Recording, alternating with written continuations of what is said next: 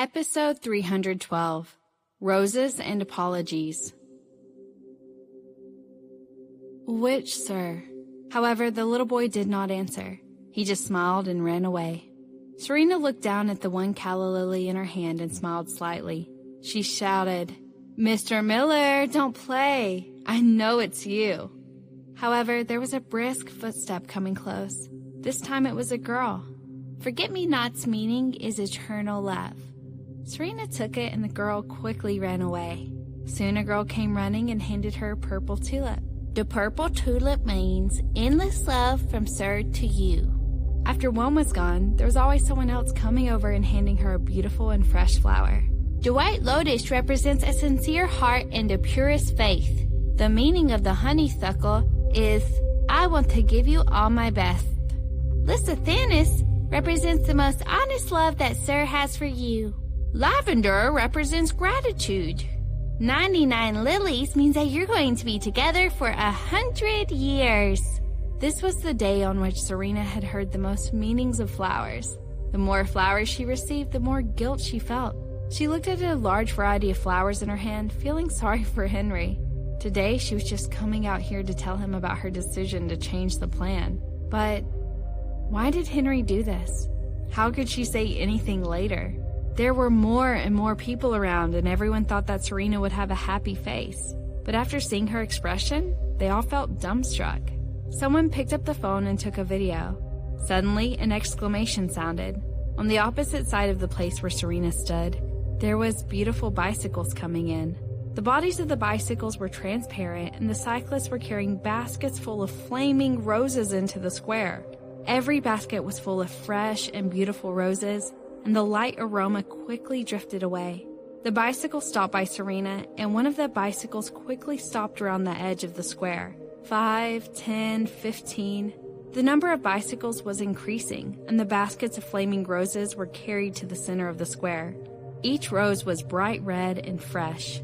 Everyone was exclaiming in shock. "Awesome, my brother, so many roses. Should it be 9,999 in total?" "You're stupid. How is it possible? Definitely more than that. There's at least 999 flowers in each basket, and it isn't finished either. How many are there on Earth? Take a video and post it on Facebook. Such a gesture." Serena was shocked to see the number of cyclists who rushed in and out. The baskets that were full of flowers were placed in the middle of the square. A bicycle went in and out one after another. In just a while, there had been the flower baskets placed. Someone was counting in the back, shouting, 88, 89, 90, 97, 98, 99, 100. After counting the last number, everyone let out a sigh. It's finally over. God, it's the first time I've seen so many flowers. Serena? Henry's voice came from behind Serena. She heard this voice and her back was stiff. Looking at the big bouquet in his hand and the sea of red roses in front of her, she felt her heart was being caught by the devil. She felt so uncomfortable that she could say nothing. Henry... Serena felt uncomfortable, but she turned and looked at him. Just as Serena turned around, Henry looked at the large bouquet of lilies with a variety of flowers in her arms deeply. Then he looked up at the lush sea of roses. The roses were divided in two parts with a long trail in the middle. Suddenly, the girls around them screamed, "What is that? The latest model of robot. Who is this? So rich. Incredible!" A robot body came straight up, moving mechanically with a string attached to its waist. There was a stroller attached to the string. As the robot moved forward, the roller was pulled, laying a layer of red on the ground. Serena saw it and looked at Henry. Henry did not speak, but also looked at the little robot. The little robot didn't walk fast. After 10 minutes, it walked to Serena. The red carpet was completely on the floor, making a long red carpeted trail. The little robot came up and looked at Serena. The mechanical noise sounded, "Dear, everything is ready. Please accept my apologies." When the voice of the robot fell, a small drawer popped out from its belly. A small paw grabbed a red velvet box and handed it out. Holding the flowers with one hand, Serena reached out and took the red velvet box.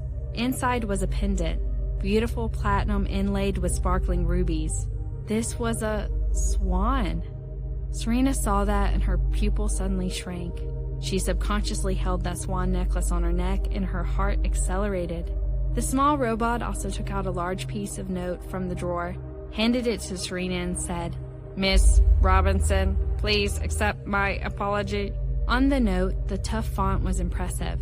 There was nothing but 3 words, "I am back." Her tears had gathered at some point, and big drops of liquid fell on the paper and smudged the handwritten note. The masses exclaimed without warning, "God, who is that?